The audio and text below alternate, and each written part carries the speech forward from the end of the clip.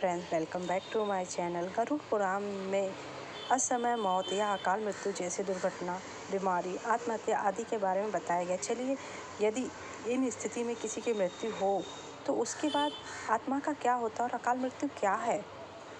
जिसका जन्म इस संसार में हुआ है उसकी मृत्यु भी निश्चित है और यह अटल सत्य है जिसे कोई टाल या बदल नहीं सकता। मृत्यु ऐसी स्थिति में है जिससे कोई प्राणी नहीं बच पाया है, लेकिन जिस तरह जीवन जीने के कई तरीके, ठीक उसी तरह मृत्यु भी कई तरह से आती है। हर व्यक्ति की मृत्यु एक जैसी नहीं होती। कुछ लोग जीवन का हर सुख भोग कर मृत्यु को प्राप्त होते हैं तो कुछ लोगों को असमय मौत हो जाती है।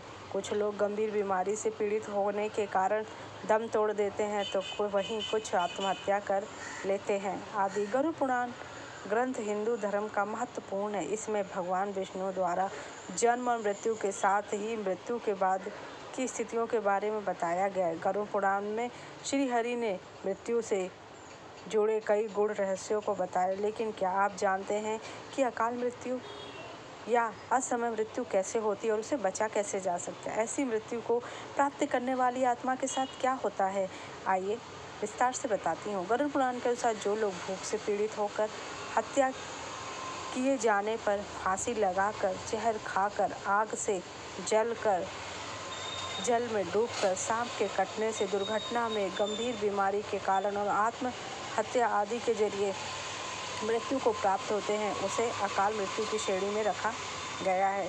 इन सभी में आत्महत्या को महापाप कहा जाता है क्योंकि भगवान ने मनुष्य को जन्म दिया है। यदि मनुष्य आत्महत्या करता है तो इसे भगवान द्वारा दिए जन्म का अपमान माना जाता है। गरुड़ पुराण में बताया गया है कि व्यक्ति का जन्म और मृत्यु सभी उसके कर्मों के आधार पर आधारित होते हैं। ऐसे लोग जो पापी होते हैं, दुराचार करते हैं, स्त्रियों का शोषण करते हैं, झूठ बोलते हैं, भ्रष्टाचार और कुकर्म आदि करते हैं, वह इन्हीं कारणों से अकाल मृत्यु को प्राप्त होते हैं।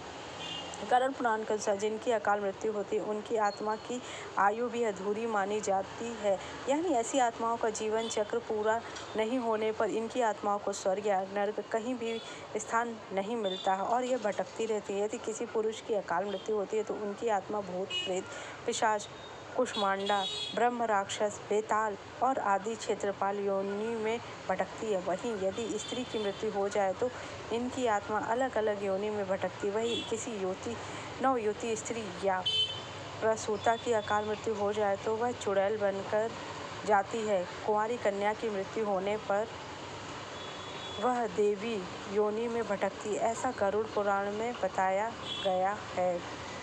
मृत्यु से बचने के लिए शिव जी की पूजा करने से अकाल मृत्यु का योग से छुटकारा मिल सकता है। अकाल मृत्यु का भय होने पर जातक को जल में तिल और शहद मिलाकर भगवान शिव का अभिषेक करना चाहिए और महामृत्युंजय मंत्र और ओम नमः शिवाय का मंत्र का जाप करना चाहिए, क्योंकि एक महादेव ही हैं जो अकाल मृत्यु से भी प्राणी को बचा सकते हैं और उसकी आयु को पूर्ण कर सकते हैं।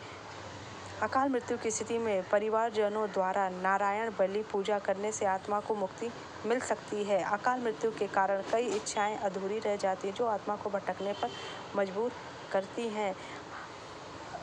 मृत्यु से पहले शरीर को मिलते हैं ये संकेत, जैसे कि शरीर और मानसिक स्थिति कमजोर और ऊर्जा की कमी और नींद की जरूरत का बढ़ना। मृत्यु के बाद गरुड़ पुराण के अनुसार अकाल मृत्यु होने पर आत्मा भटकती है और उसे मोक्ष कभी नहीं मिलता है।